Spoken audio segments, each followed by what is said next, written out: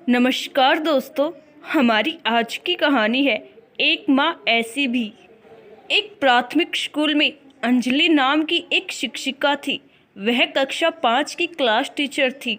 उसकी एक आदत थी कि वह कक्षा में आते ही हमेशा लव यू ऑल बोला करती थी, मगर वह जानती थी कि वह सच नहीं बोल रही।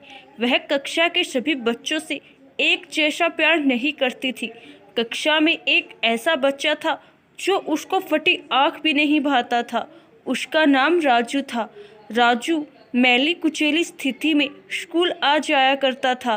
उसके बाल खराब होते, जूतों के बंद खुले, शर्ट के कॉलर पर मैल के निशान। पढ़ाई के दौरान भी उसका ध्यान कहीं और होता था। मैडम के डांटने पर वह चौंक कर उन्हें देखता, मगर उसकी खाली खाली नज़रों से साफ पता लगता रहता कि राजू शारीरिक रूप से कक्षा में उपस्थित होने के बावजूद भी मानसिक रूप से गायब है, यानी प्रेजेंट बॉडी एब्सेंट माइंड। धीरे धीरे मैडम को राजू से नफरत सी होने लगी। क्लास में घुसते ही राजू मैडम की आलोचना का निशाना बनने लगता। सब बुराई उदाहरण राजू के नाम पर किए जाते। बच्चे उस पर खिलखिला कर हंसते और मैडम उसको अपमानित करके संतोष प्राप्त करती।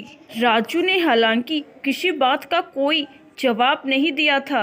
मैडम को वह एक बेजान पत्थर की तरह लगता, जिसके अंदर आत्मा नाम की कोई चीज नहीं थी।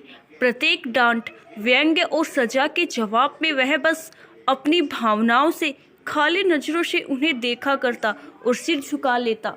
मैडम को अब इससे गंभीर नफरत हो चुकी थी। पहला सेमेस्टर समाप्त हो गया और प्रोग्रेस रिपोर्ट बनाने का चरण आया, तो मैडम ने राजू की प्रगति रिपोर्ट में यह सब बुरी बातें लिख मारी। प्रगति रिपोर्ट माता पिता को दिखाने से पहले हेड मास्टर के पास जाया करती थी। उन्होंने जब राजू की प्रोग्रेस रिपोर्ट देखी तो मैडम को बुला लिया। मैडम, प्रगति रिपोर्ट में कुछ तो राजू की प्रगति भी लिखनी चाहिए। आपने तो जो कुछ लिखा है, इससे राजू के पिता इससे बिल्कुल निराश हो जाएंगे। मैडम ने कहा, मैं माफ़ी मांगती हूँ, लेकिन राजू एक बिल्कुल ही अशिष्ट और निकम्मा बच्चा है। मुझे नहीं लगता कि मैं उसकी प्रगति के बारे में कुछ लिख सकती हूँ। मैडम घृणित लहजे में बोलकर वहाँ से उठकर चली गई। स्कूल की छुट्टी हो गई। आज तो अगले दिन हेड मास्टर ने एक विचार किया और उन्होंने चपरासी के हाथ मैडम की डेस्क पर राजू के पिछले वर्षों की प्रगति रिपोर्ट रखवा दी। अगले दिन मैडम ने कक्षा में प्रवेश किया तो रिपोर्ट पर नज़र पड़ी। पलट कर देखा तो पता लगा कि यह राजू की रिपोर्ट है। मैडम ने सोचा कि पिछली कक्षाओं में भी राजू ने निश्चय ही यही गुल खिलाए होंगे। उन्होंने सोचा और कक्षा 3 की रिपोर्ट खोली।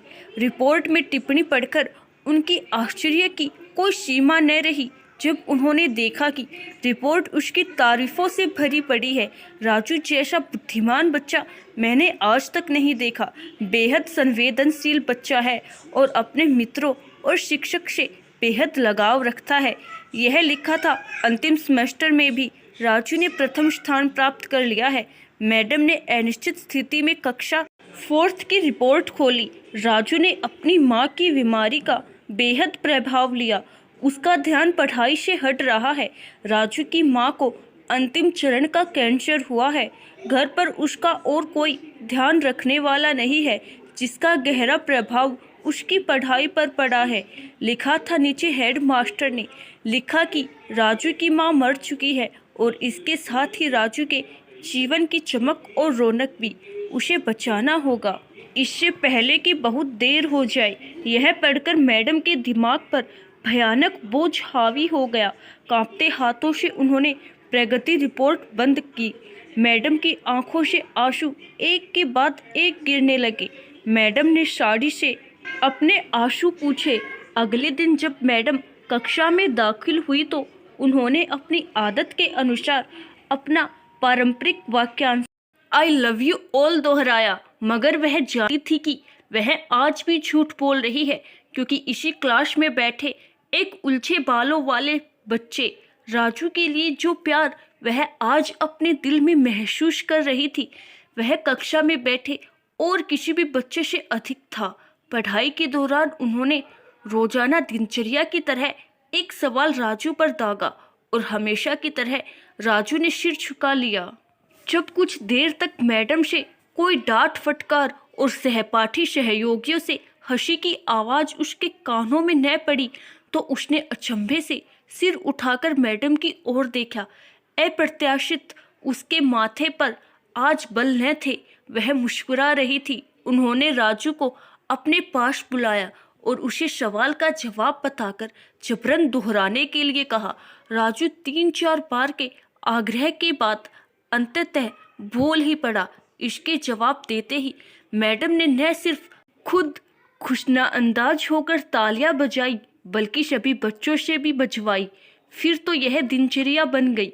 मैडम हर सवाल का जवाब अपने आप बताती और फिर उसकी खूब सराहना तारीफ करती। प्रत्येक अच्छा उदाहरण राजू के कारण दिया जाने लगा। धीरे धीरे पुराना राजू सन्नाटे की कब्र फाड़कर बाहर आ गया। अब मैडम को सवाल के साथ जवाब बताने की जरूरत नहीं पड़ती। वह रोज बिना त्रुटि उत्तर देकर सभी को प्रभावित करता और नए नए सवाल पूछकर सबको हैरान भी करता। उसके बाल अब कुछ हद तक सुधरे हुए होते, कपड़े भी काफी हद तक साफ होते, जिन्हें शायद वह खुद धोने लगा था। देखते ही देखते साल समाप्त हो गया और राजू ने दूसरा स्थान हासिल कर कक्षा 5वीं पास कर लिया, यानी अब दूसरी जगह स्कूल में दाखिले के लिए तैयार था। कक्षा 5वीं के विदाई समारोह में सभी बच्चे मैडम के लिए सुंदर उपहार लेकर आए और मैडम की टेबल पर ढेर लग गया।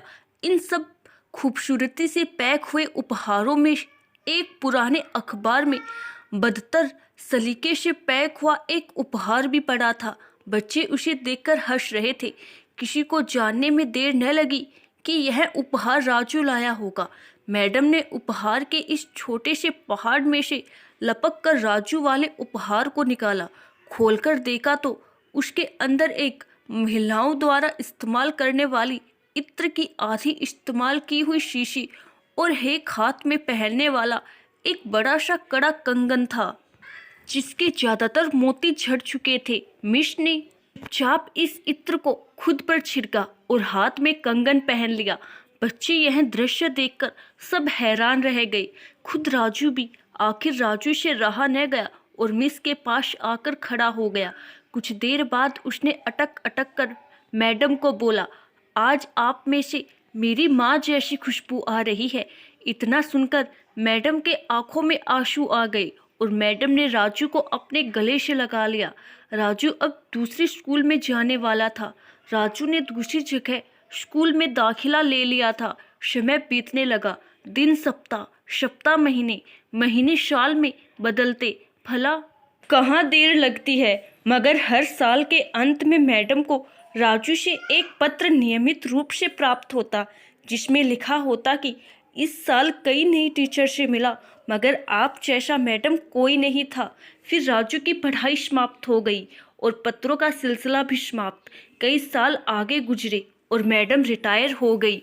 एक दिन मैडम के घर अपनी मेल में राजू का पत्र मिला, जिसमें लिखा था, इस महीने के अंत में मेरी शादी है और आपके बिना शादी की बात मैं नहीं सोच सकता। एक और बात, मैं जीवन में बहुत सारे लोगों से मिल चुका हूँ, आप जैसा कोई नहीं है। आपका डॉक्टर राजू। पत्र में साथ ही विमान के आने जाने का टिकट भी लिफाफे में मौजूद था। मैडम खुद को हरगिज न रोक सकी। उन्होंने अपने पति से अनुमति ली और वह राजू के शहर के लिए रवाना हो गई। शादी के दिन जब वह शादी की जगह पहुंची तो थोड़ी लेट हो चुकी थी। उन्हें लगा समारोह समाप्त हो चुका होगा, मगर यह देखकर उनके आश्चर्य की सीमा न रही कि शहर के बड़े डॉक्टर, बिजनेसमैन और यहाँ तक कि वहाँ पर शादी कराने वाले पंडित जी भी थक गए थे कि आखिर कौन आना बाकी है। मगर राजू समारोह में शादी के मंडप के बजाय गेट की तरफ टकटकी लगाए उनके आने का इंतजार कर रहा था। फिर सबने देखा कि जैसे ही एक बूढ़ी औरत ने गेट में प्रवेश किया, राजू उनकी ओर लपका और उनका वह हाथ पकड़ा जिसमें उन्होंने अब तक वह कड़ा पहना हुआ था, कंगन पहना हुआ था और उन्हें सीधा मंच पर ले गया। राजू ने माइक हाथ में पकड़कर कुछ यूँ बोला, दोस्तों, आप सभी हमेशा मुझसे मेरी माँ के बारे में पूछा करते थे और मैं आप सबसे वादा क्या करता था कि जल्द ही आप सबको उनसे मिलवाऊंगा। ध्यान से देखो, यह मेरी प्यारी सी माँ दुनिया की सबसे अच्छी है। यह मेरी माँ है।